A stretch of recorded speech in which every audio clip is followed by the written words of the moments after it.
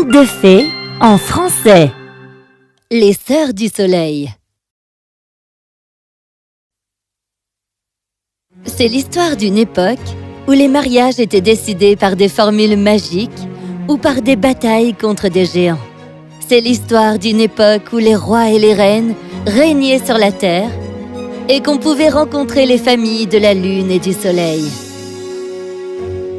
Il était une fois, vivait un roi sacré qui avait un très beau fils. Le fils avait pour meilleur ami le fils du jardinier royal et les deux garçons étudiaient, mangeaient et jouaient ensemble du matin au soir. Le roi n'était pas ravi de cet arrangement. Mais le prince n'avait pas d'autre ami que le fils du jardinier. Il n'avait que lui pour ami. Notre histoire commence en ce jour fatal, quand les deux garçons faisaient la course dans les jardins et que le fils du jardinier trouva quelque chose. Eh bien, quelle course! Et je t'ai battu! Non, c'est pas vrai. Je suis arrivé en premier. Non, c'est moi.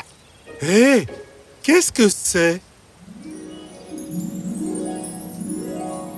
On dirait une plume dorée. Une plume en or. Elle est à moi, car c'est moi qui l'ai trouvée. Non, elle est à moi, car je suis arrivé en premier. À moi! À moi! Pouvez-vous m'expliquer tout ce raffut? Les deux garçons racontèrent tout au roi. Mais le roi n'allait pas permettre qu'un fils de jardinier puisse avoir le dessus sur le prince. Alors il réfléchit à une condition impossible. Ranek, je vais te donner une chance de prouver que cette plume t'appartient. Si tu as vu la plume en premier, avant le prince, alors tu as dû voir aussi la poule à qui elle appartenait. Donc, va trouver la poule à qui il manque une plume dorée et tu pourras avoir celle-ci. Et ne reviens pas au palais avant d'avoir rempli ta mission. Mais, Votre Altesse! Ça suffit. Ou veux-tu concéder que cette plume appartient alors au prince? Je n'en veux pas, papa. Laissons donc la plume à Ranek. Merci, mon ami, mais ce n'est plus une question de posséder ou non la plume. Je peux même te la laisser avec plaisir. Mais je ne mens pas. Je l'ai vraiment vue en premier. Si son Altesse souhaite en avoir la preuve, je la lui apporterai. Je vais trouver la poule à qui elle appartenait. Alors, Ranek chercha la poule partout dans les jardins du palais. Le prince l'y aida, mais ne la trouvant pas, Ranek décida de sortir du palais pour aller la trouver. N'y va pas, Ranek. Ce sont les ordres du roi. Je ne peux pas faire autrement. Alors, je viens avec toi. Ça aussi, ce serait contre les ordres du roi. Alors attends-moi, mon ami. Je serai bientôt de retour. C'est ainsi que Ranek quitta le palais. Il se demandait bien où il pourrait trouver une poule avec une plume dorée dans ce monde si vaste. Mais que la chance me porte là où je dois aller. Ranek entra dans une forêt dense. Il était en train de marcher quand il entendit une voix. Hé, où vas-tu comme ça, jeune homme? Ai-je bien entendu quelqu'un parler? Par ici. Salut, je suis le renard qui parle. En effet, un renard qui parle. Où vas-tu donc? Alors Ranek lui raconta tout à propos de la plume dorée. Eh bien, je pense savoir où tu pourras trouver la poule aux plumes dorées. Vraiment? Où ça? Un peu plus loin d'ici, vers l'est, où vivent les Sœurs du Soleil. Elles ont 6 poules avec des plumes dorées. Pour sûr, la poule dont tu parles doit faire partie des 6. Je peux te conduire à elle. Alors le renard mena Ranek dans les bois, puis en haut de quelques montagnes, jusqu'à ce qu'ils atteignent le sommet de l'une d'elles, vraiment très haut. Ce sommet étincelait comme s'il était entouré d'une aura toute dorée. C'est ici que vivent les Sœurs du Soleil. Allons donc leur demander qu'elles nous prêtent une de leurs poules. Le renard et Ranek entrèrent dans le château. Les portes étaient ouvertes et ils entrèrent dans le poulailler. Là, ils virent 6 poules dorées en train de picorer vigoureusement leurs graines. Ranek en repéra une à qui il manquait une plume. C'est celle-là! Alors, allons voir maintenant les sœurs. Ils entrèrent à l'intérieur du château doré magnifique. Soudain, ils entendirent une voix. « Qui êtes-vous? Et qu'est-ce qui vous amène dans mon château, dites-moi » Bonjour, mademoiselle. Je m'appelle Ranek et voici mon ami le renard qui parle. Et vous voulez ma poule dorée, c'est ça? Oui. Comment le savez-vous? Ma petite sœur a été kidnappée par une bande de géants.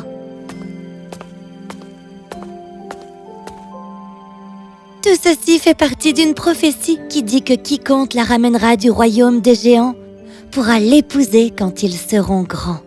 Aussi, seul un homme avec un cœur en or pourra accomplir cette tâche. Et nous saurons qu'il est cet homme au cœur d'or s'il possède la plume dorée et parcourt tout ce chemin pour rechercher la poule à laquelle elle appartient. Je vais donc épouser ta sœur, la sœur du soleil, quand je serai grand? Seulement si tu peux la sauver du royaume des géants, tu as compris? Et où se trouve le royaume des géants? Je ne sais pas si je l'épouserai, mais je vous aiderai quand même à la sauver. Je sais. Viens avec moi. Et est-ce que les géants font seulement des kidnappings ou bien ils tuent aussi? Assure-toi de ne pas te retrouver sur leurs pieds. Tu pourrais t'en sortir assez bien. Enfin, je veux dire vivant. Enfin, oui, vivant. Alors, le renard amena Ranek au château des géants. Ils pouvaient entendre le son d'une musique et de danse à l'intérieur. Ils rampèrent dans le jardin en se cachant facilement derrière les arbres gigantesques et jetèrent un œil à travers l'immense vitre. Les géants dansaient et la petite sœur du soleil était assise sur une table, sur un petit trône, avec l'air en colère et misérable à la fois. Elle n'était pas plus grande que le pouce d'un géant et elle avait sur le front une étoile qui étincelait comme le soleil. Ranek réfléchit à un plan et le murmura au renard. « Allez, petite sœur du soleil, danse avec nous !»« Jamais !»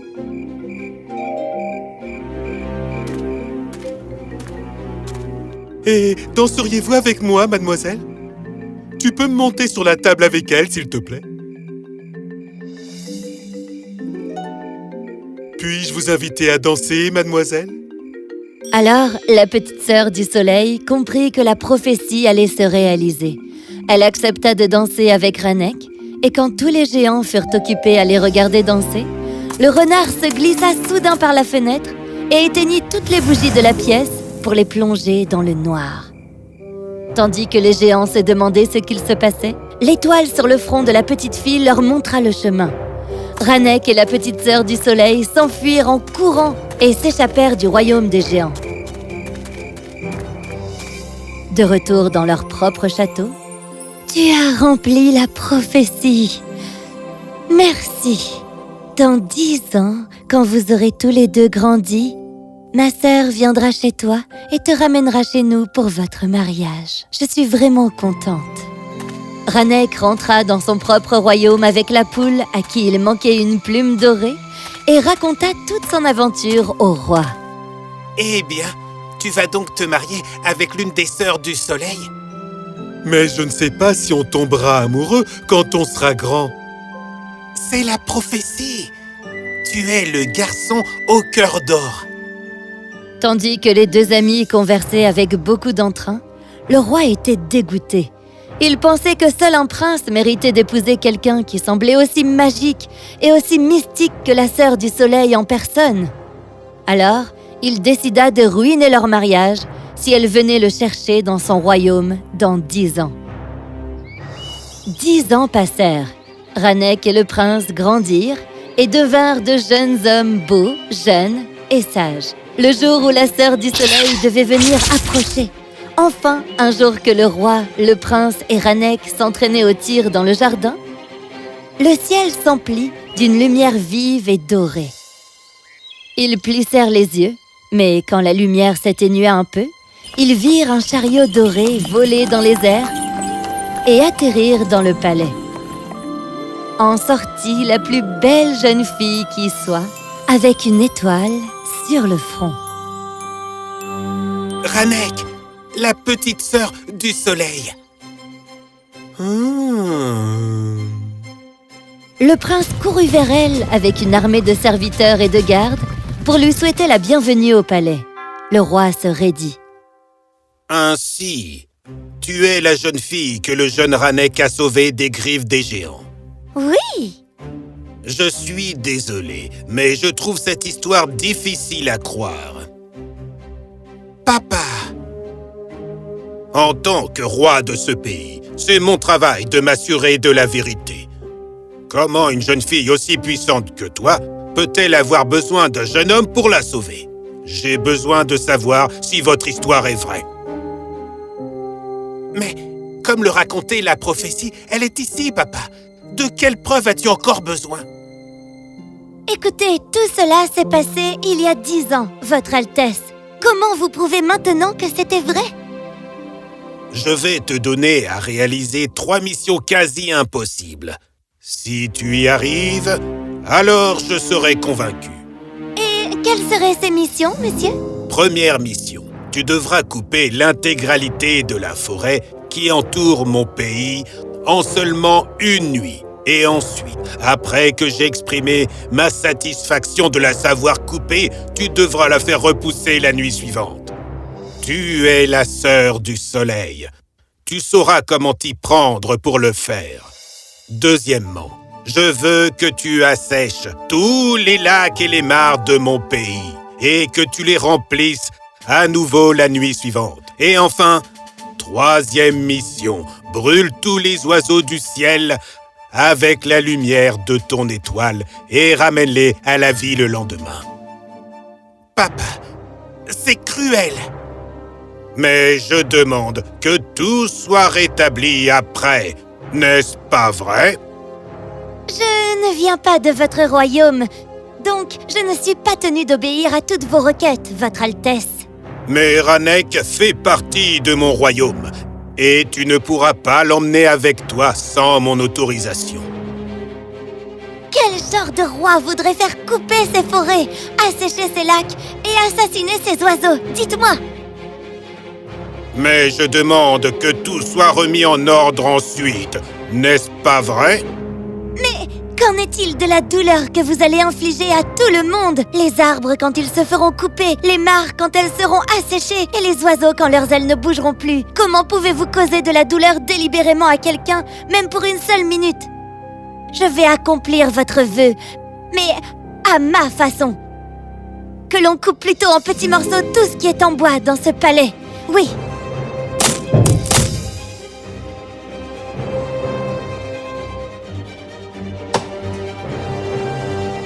Et que le palais brûle de lui-même.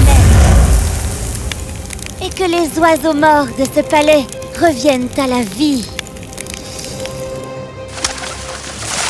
Stop! Stop! Je fais seulement ce que vous avez demandé, Votre Altesse. Mon palais va être en ruine. Arrête, je te crois maintenant. Je me fiche que tu me crois ou non. Le soleil sert à nourrir la nature, pas à la détruire pour fournir des preuves inutiles à un roi égoïste et arrogant comme vous. Vous comprenez? Stop! Je te demande pardon au nom de mon père. S'il te plaît, arrête! On peut y aller maintenant? Ou bien es-tu toujours tenu d'obéir aux lois de ce pays? Je suis désolé. Je t'autorise à partir. Je suis vraiment désolé, Ranek. Et mademoiselle, votre colère était complètement justifiée. Je vous souhaite une merveilleuse vie ensemble et je vous laisse un moment seul. Je connais la prophétie, mais est-ce qu'on doit se marier seulement parce que quelqu'un l'a dit? Non! Viens chez moi. Et si on sent qu'on a envie de se marier l'un à l'autre, alors seulement on y réfléchira. Si la prophétie est vraie, alors on tombera amoureux. Oui, c'est exactement comme ça que je pensais. Alors, Ranek et la petite sœur du soleil partirent pour ces terres sur un chariot doré. On ne sait pas s'ils ont fini par se marier. Mais ce qui est sûr, c'est qu'ensemble, ils avaient donné une bonne leçon au roi de ce pays, qu'ils n'oublieraient pas de sitôt. Grâce à l'aide de son noble de fils, il laissa tomber ses manières arrogantes et égoïstes, et les gens de son royaume vécurent heureux pour toujours.